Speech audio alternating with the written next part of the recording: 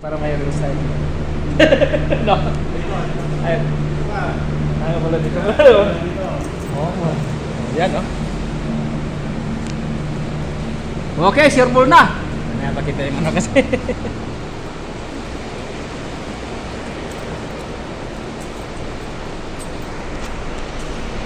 Okay, dalawang unit. Yan. Chiller, freezer. Ito, kaka-andar pa lang. Yan. Positive 22 pa lang siya. Yung isa negative 5 na yon, chiller lang. Ito freezer. Okay. Yan. So, ino-obserbahan na lang.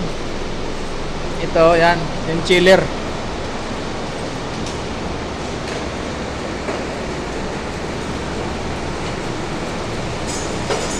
Umulan. Okay, ito yung chiller. Yan. So, yung isa nito, nandito sa loob. Yan, dito sa loob.